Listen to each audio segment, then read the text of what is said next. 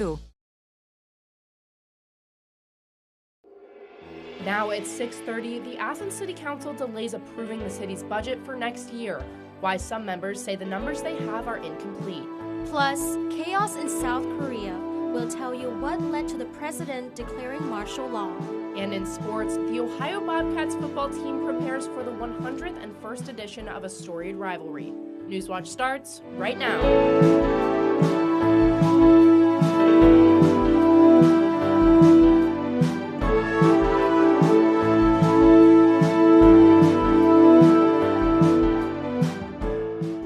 Good evening, I'm Rosie Wong. And I'm Lucy Schaefer. Welcome to Newswatch.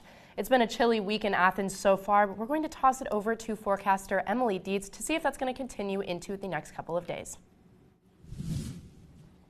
Lucy, you are absolutely right. It has been very, very cold, not even down here in Southeast Ohio, but throughout the state and in our friends in West Virginia and Kentucky as well. We're seeing a lot of these highs reach barely even 30 degrees, with Lancaster a high today of about 29. So you're definitely going to need that jacket, especially if you're planning on running any errands later this evening. But in the meantime, right now, again, it's still cold outside. It's still about 29 degrees, and we are seeing some overcast skies. But we aren't expecting any snow just quite yet, but we are later this week, so we'll dive into that a little bit later. Now, in the meantime, the reason that we are seeing a lot of this kind of cold weather is because we have this high pressure system pulling down a lot of this cold air from the north, really sinking into our area. But tonight, we're still going to be seeing that cold weather. It's going to be an overnight low of 21. So again, if you're planning on running any errands, you're going to want to grab that jacket or at least throw it in the car because the temperatures are going to be below freezing, but at least we'll have some clear skies. Be sure to stay tuned for my full forecast. So we're going to dive into what kind of weather we can expect this week. Thanks, Emily. Athens City Council voted to table approving the budget for next year after some members say the figures are incomplete. Council members voted 4-1 to push back the vote a week so that members were given the chance to see what the city's projected carryover is. Councilmember Jessica Thomas was the only person who voted against delaying the vote. She says that a report is not necessary. Other members disagree and say a spreadsheet looking at projected revenue was offered to them when they were voting on this year's budget. The city treasurer says he understands council members' concerns, but says they can trust the administration. I'm not sure the auditor is going to be able to come in here and give you a magic number next week. If the auditor was sitting here, I think she would say that to you, that she might not be able to come in and give you the magic number that makes you feel perfectly comfortable. But we can give you the assurance that if we get uncomfortable, then again, we'll make the changes that we have to make. Discussion around the city budget comes as the council members consider putting an income tax increase on the primary ballot in May. Councilmember Alan Swank tells WOUB he may put forward an amendment to either increase or decrease the proposed rate hike depending on the city's carryover. Nelsonville city officials are starting the transition to a form of government they had 30 years ago. The Nelsonville Judiciary Committee met last night to discuss next steps after voters passed a ballot initiative that dissolves the city's charter. Under the initiative, the city will return to a government run by an elected mayor, independent of the city council. This requires an election next year for a mayor and new council members. However, the city's attorney says he does not believe the council has the authority to call for an election. It's unclear whether the Athens County Board of Election needs direction from the council to schedule an election or whether it can simply take this step on its own. WOUB reached out to the Board of Elections for more clarity but has not yet heard back. The new government will be in place starting January of 2026. Authorities in Alabama believe a body found over the weekend is that of a female hiker from Ohio who's been missing for weeks. The Cleburne County Sheriff's Office says a hunter discovered human remains in an area roughly 5 miles south of Chehalis State Park. The female remains were discovered in a secluded area away from paths and trails. Authorities said evidence, including identification, indicated the remains may be of a woman who left Ohio earlier this year for a hiking trip in Alabama. Nothing indicates foul play at this time. However, it's still under investigation. Investigators are still waiting for official identification of the body and the cause of death from an autopsy. The state appeals court is upholding the murder conviction of a Guysville man. Justin Pennington appealed his case after being found guilty, and the court reaffirmed the sentence. He's currently in the Noble Correctional Institution and will serve almost 28 years minimum to life in prison. In June 2021, Pennington assaulted Blaine Sharp at his home in Lodi Township. Pennington left Sharp for dead and went to Sharp's daughter's home. He told her what he did and that she could go check on him. Sharp then assaulted another woman with an aluminum baseball bat less than an hour later. Ohio cities could see less police officers while the state police and fire pension fund could grow. That's because of an Ohio House bill that requires municipalities to pay about $80 million more into the fund. That's on top of the annual $300 million payment. Now, city mayors on both sides are saying they can't afford the increase. City officials are asking lawmakers to wait out the lame duck period and study the pension plan. If the price goes up drastically, some mayors say layoffs or service cuts could happen. A new constitutional amendment is one step closer to being on next year's ballot. After years of trying, the Ohio Coalition to End Qualified Immunity finally got its proposed constitutional amendment approved. Attorney General Dave Yost rejected the proposal several times, saying the title was misleading, but the Supreme Court required Yost to reevaluate it without considering the name. Now the proposal can go to the Ohio Ballot Board. If approved, the group backing it must collect 420,000 signatures from registered voters. Housing affordability tax credits could expire on about 14,000 low-income properties within the next 5 years. The Ohio Housing Finance Agency says those properties are rented at about a third of a renter's income, but the expiration date is approaching. Property owners can then decide to keep affordable rates, raise them, or sell the buildings. As those credits expire, new ones are created every year to replace them. About 24 credits were issued across the state, with 10 in Central Ohio and 3 in Cleveland. The numbers are coming in for the Black Friday weekend, and so are big clues for retailers about how consumers feel this holiday season and where they're willing to spend. Karen Kefa is in Washington with a look at the numbers. The number of Thanksgiving weekend shoppers beat retailers' expectations, even with stores rolling out deals early. This weekend and this event continues to hold a strong place in consumers' minds, with sales starting earlier and earlier every year. The National Retail Federation says that an estimated 197 million consumers shopped during the 5-day period between Thanksgiving and Cyber Monday. And MasterCard's Spending Pulse saw Black Friday e-commerce sales up nearly 15%, with consumers taking advantage of easier comparison shopping online. I think consumers are looking for value. They're looking for options in terms of when they spend, what they spend on. Michelle Meyer, chief economist for the MasterCard Economics Institute, says coming out of a stretch of elevated inflation, consumers want sales this holiday season, even as price hikes slow. Heading into this holiday season, throughout most of the year, we've been seeing slowing in inflation rates, or even for some categories, outright price declines. So consumers are in the mindset of looking for promotions. National Retail Federation Vice President of Industry and Consumer Insights, Catherine Cullen, says shoppers are spending with intention. They have a lot of money that they are budgeting, depending on their income level. It is a lot of money for each household for the season, and they want to make sure that they are spending their time and their resources effectively. In Washington, I'm Karen Kefa. Job openings rose slightly in October compared to the previous month. According to Labor Department data released today, the number of U.S. job openings hit 7.7 million in October, up from 7.4 million in September. Economists were forecasting 7.5 million openings for October. However, it wasn't all good news for the labor market. The hiring rate fell to 3.3% in October. That's the lowest level since 2013. Coming up, the northeastern United States is digging itself out of the snow while new storms are moving in later this week. And Biden is issuing aid to Ukraine with just over a month left in his presidency. We may be seeing some of that snowfall down here in southeast Ohio come Wednesday night and Thursday morning. Be sure to stay tuned to Newswatch to find out just how this can impact you. For the past 25 years, Henry Louis Gates Jr. has partnered with PBS to create programs that help us to see how we're all part of the American fabric that is woven together in a tapestry of backgrounds, experiences, hopes, and dreams. Join us for an inside look at Finding Your Roots and other recent works in Henry Louis Gates Jr., The Fabric of America. Tonight at 8 on WOUB. Understanding the past gives a sense of the future. This is the first time that anyone has seen this in 2,000 years.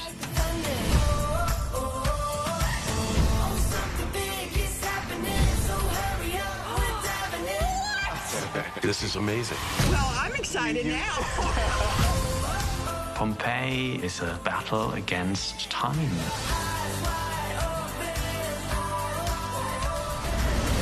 You think I'm joking, but look at this. It did really happen. Don't let anybody tell you who you are. History teaches us to honor the past. When you look back, you're like, wow, that was pretty special. This is something that's actually altering the course of history. You're charged with keeping these stories alive. Sherlock Holmes is the world's most famous detective. But why didn't his creator, Arthur Conan Doyle, love him as much as the rest of us do?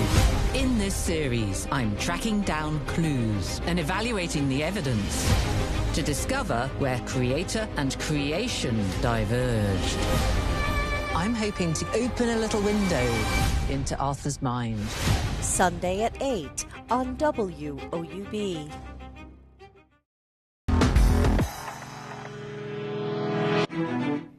Counties along Ohio lakeshore are under a state of emergency tonight as parts of northeast U.S. are digging out from under 7 feet of lake effect snow. This as communities are now preparing for a second round of severe snowstorms. Laura Aguirre shows us what people are doing to help those buried in the snow. This is what we call lake effect snow. The fallout of this massive snow dump across the Great Lakes and Northeast since the weekend is still being felt by some residents. Lake effect snow is when cold air passes over the relatively warm lakes, creating intense snow bands that stream over the water and land in areas downwind. And forecasters predict several states could see more inches of lake effect accumulation between now and Friday morning, with parts of Pennsylvania and New York facing another 20 inches into the evening hours today. Not welcome news for those still grappling with deep snow, in some areas surpassing 5 feet, in yards, across driveways, and on still-to-be-plowed roads. Getting this much all at once, it's been the hardest part. When the snowblowers struggle, neighbors with more horsepower are coming to the rescue. I've been helping one neighbor out down the street, and my neighbors up the street, they got bogged down, so I went up and I plowed them out. Any improvement in conditions overnight aren't expected to last long. Forecasters are tracking a powerful new cold front from Canada heading into the U.S. Wednesday across the Great Lakes, bringing gusty winds and more lake effect white stuff to the same region for the next couple days. I'm Laura Aguirre reporting. You know, I always love winter a lot more when it snows, but I don't remember the last time we had that much in Ohio. Right, to me it almost feels like if there's a lack of conditions, it wouldn't feel like winter to me. Now, Emily, what can we look out for this week? For sure. Well, we're going to get a little bit of a taste of that system they were talking about Wednesday night into Thursday. But in the meantime, it feels like it should be snowing outside, and it looks like it should be with these overcast skies, but it isn't. And taking a look at our current conditions outside, it definitely is cold outside. So I don't know about you guys, but I definitely have my winter coat really broken out, and you know, it's going to be here to stay for a while. When do you think the next time Athens could get a lot of snow could be?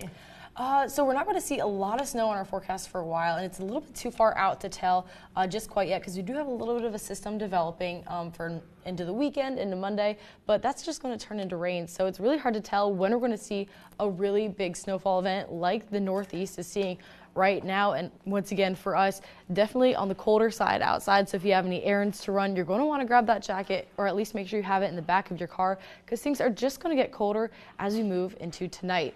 Now, part of the reason that we aren't seeing as much snow as we are with our friends in New York, Pennsylvania, and northern Ohio is since we aren't really near Great Lake, that definitely helps. But we also have this high pressure system kind of pushing the snow across the Great Lakes and down through New York area. So we're kind of seeing this high pressure, just a couple of these clouds on the outer edge of this, and this high pressure is really sitting in. But this is the system up in Canada that we're looking at that's going to develop pretty significantly, and that's what we're talking about from Wednesday. And with that, we're going to see a bit of a temperature shift as well. So we're going to keep seeing these cooler temperatures throughout tonight, but tomorrow we're actually going to see a little bit of a spike since we have a little bit of this warm air moving through. And so again, tonight we're going to see that overnight low of about 21 degrees, mostly clear skies because of that high pressure. But tomorrow, again, that's when we'll see that spike in those temperatures up to about 42. But as we go back into our overnight conditions, we're going to see that low of about 17 degrees. So don't get too used to those 40-degree conditions because they're not going to be here to last.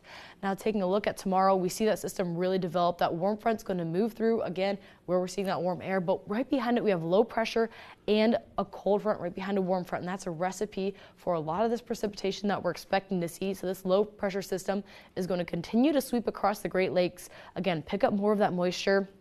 And as this cold front continues to move on tomorrow night, that's when we'll really see the system start to develop. So tomorrow night into Thursday, that's when you really want to watch the roads, especially going into your commute on Thursday morning, because we're going to see this kind of wintry mix. And with that precipitation Wednesday night going into Thursday, you may even see some slick spots on the road. Now, those temperatures moving into Thursday are still going to be cold, again, because we have that cold front moving through. We have that 40% chance of snow showers, and we'll see a slow gradual warming as we move into the weekend and on Monday.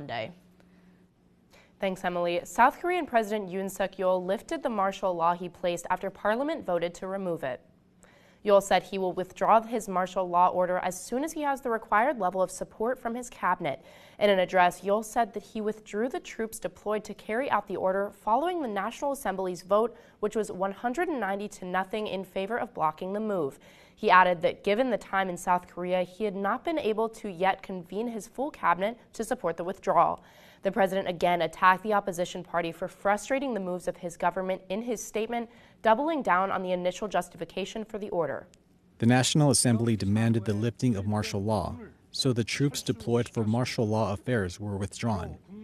Yeol had previously cited the opposition's impeachment motions launched against government officials as a reason for his order, suggesting that they amounted to the actions of pro-North anti-state forces. President Joe Biden is rushing to support Ukraine before he leaves office. The administration has announced a $725 million aid package to Kyiv. Between now and mid-January, the U.S. is set to deliver hundreds of thousands of artillery rounds, thousands of rockets, and other air defense capabilities to Ukraine. The administration says it wants to put Ukraine in the strongest possible position before Biden's term ends. Earlier this year, Congress authorized billions of dollars to help Ukraine in the war with Russia, but it's unlikely the Pentagon will use all the $7 billion from the package before Biden leaves office. The federal gun case against Hunter Biden is now officially over. Earlier today, a judge in Delaware issued an order that said all proceedings in the case are terminated. A jury convicted President Biden's son on 3 felony gun charges in June. He was supposed to be sentenced this month, but over the weekend, President Biden pardoned his son. Hunter Biden's lawyers asked the judge to formally dismiss the charges instead of terminating future proceedings, but the judge rejected that request. The federal judge in Biden's tax case in California has not officially ended the case yet, but that is expected soon. Next in sports, the Ohio Bobcats enter the MAC championship on a 5-game winning streak, but the Miami Redhawks had their number in the last contest. Find out more about the keys for both teams coming up next.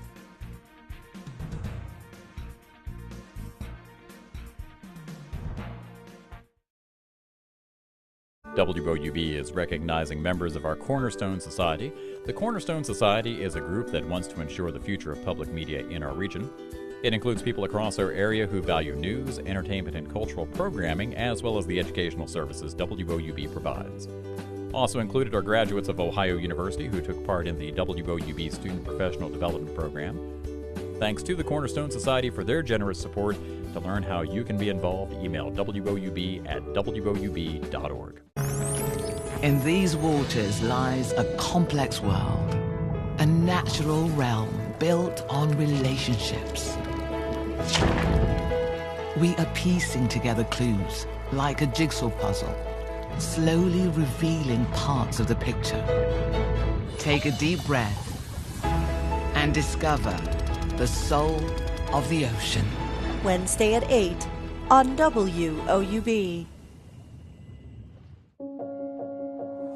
I hear the echoes all through the meadows. Breathe in and let go. That sweet surrender. I've been running, running, running all through the night.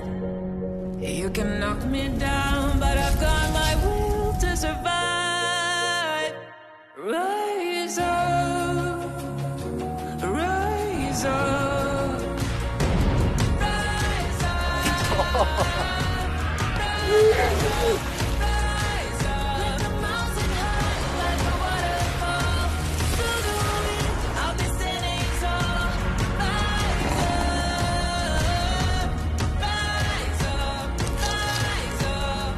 Together, we can make real change happen.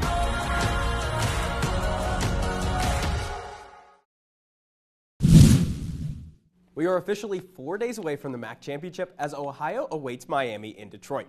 Welcome to sports. I'm Josh Herner. The Bobcats haven't won a MAC championship since 1968, and there are adjustments both teams need to make to take home the title.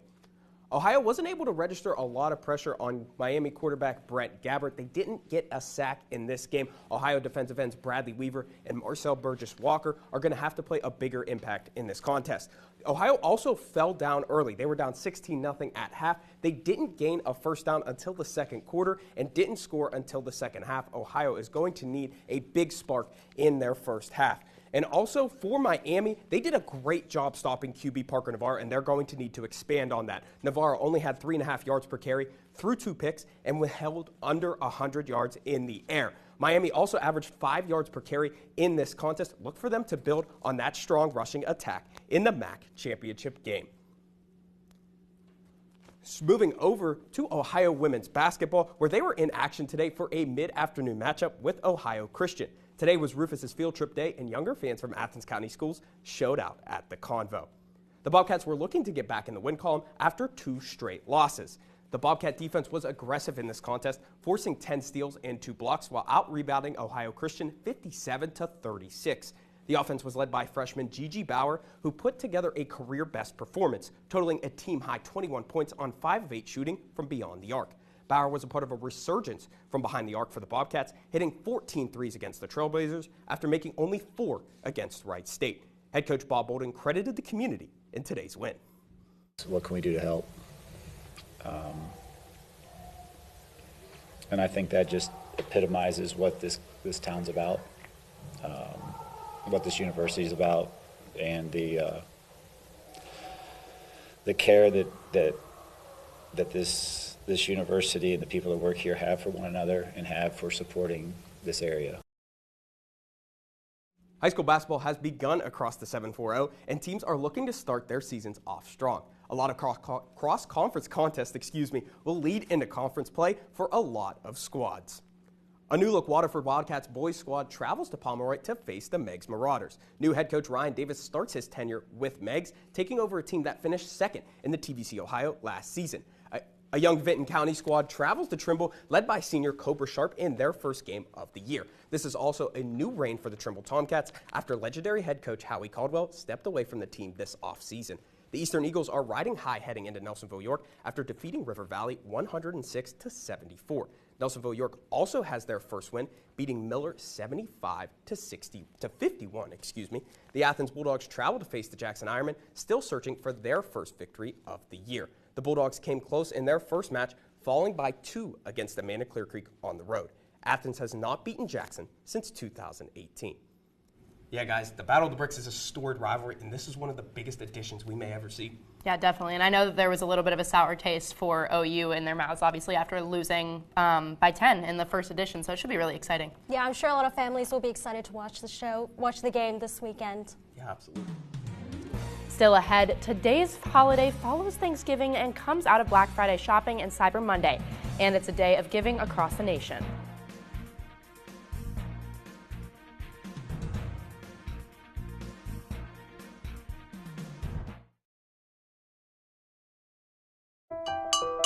The love that we are putting inside each piece needs to be recognized. You have to put the hours into it, but in the end you make something beautiful. It's cooking with only fire, no water, no electricity. I love what I do. No quiero despertar, pero quiero seguir viviendo este sueño. Thursday at 9:30 on WOUB. Ready for an out-of-this-world adventure? Mexico Made with Love weaves together a celebration of art, tradition, and creativity, and we want you to join in with an exciting virtual scavenger hunt. Scan the QR code or go to pbs.org/experience for details and to download the Goose Chase app. Then get started on fast-paced, interactive missions where you'll compete with PBS fans across the country. Join the fun now. The hunt begins November 25th and ends December 13th. Mexico is made with love, and PBS is made with you. When I was a kid, I wanted to be an artist. A big reason for this? My teachers. Look at you! You're doing so good! Art in school is what made me want to get to school every day. I've had such a good time doing this with you. I just think joy has got to be a part of education. You ready for class? I'm as ready as I'll ever be. Monday at 10 on WOUB. For more than 70 years, WOUB Public Media has been the place where people in our region turn to learn how stories of the past ignite the imagination of the future. It's where information, entertainment, and education work together to inform, enlighten, and inspire generations. It's the place where the community gathers to hear and see our world in new and innovative ways. WOUB, the public media you trust that's worthy of your support.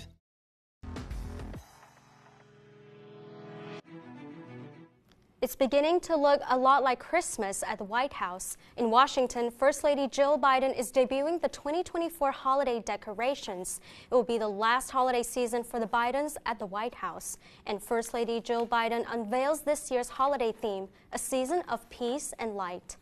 We are guided by the values that we hold sacred: faith, family, and service to our country, kindness toward all of our neighbors, and the power of community. The decor includes 83 Christmas trees, more than 28,000 ornaments, and over 165,000 lights. More than 300 volunteers from across the country helped create the Winter Wonderland. Today is Giving Tuesday. It is the day to give back or to help somebody or some organization that helps others in need. And there are so many ways to do so. It could be through helping to hand out and pack local food for your local pantry and food drives, perhaps donate some winter coats to people who need them, or help the homeless by serving hot meals. You can also donate money to your favorite nonprofit.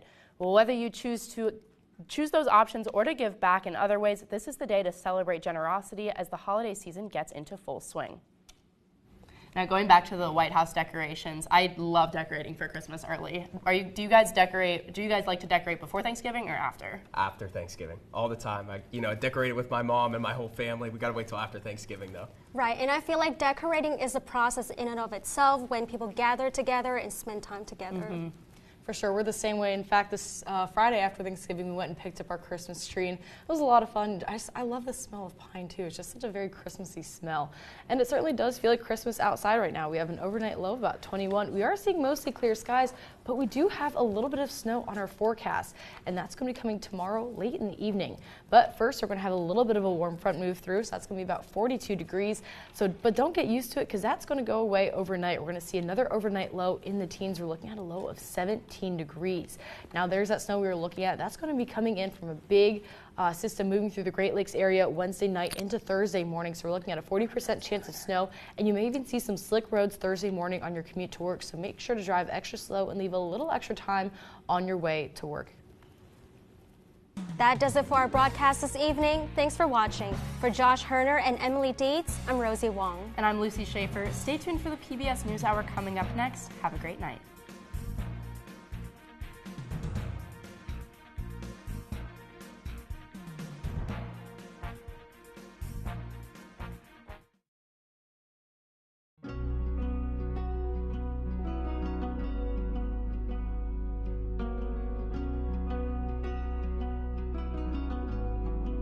Support comes from Explore Hocking Hills, welcoming guests to the Hocking Hills State Park, providing an antidote to cabin fever with the great outdoors. Multiple cabins and lodges are available for a cozy soft season getaway. Information and details at exploreHockingHills.com. Support comes from Visit Athens County. More information can be found at AthensOhio.com. Athens, it's more than a place.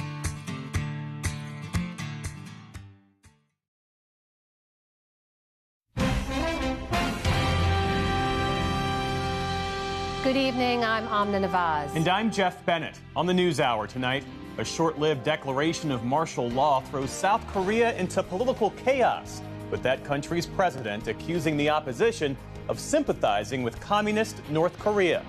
Bank of America's CEO gives his take on inflation, interest rates, and the broader U.S. economy ahead of Trump's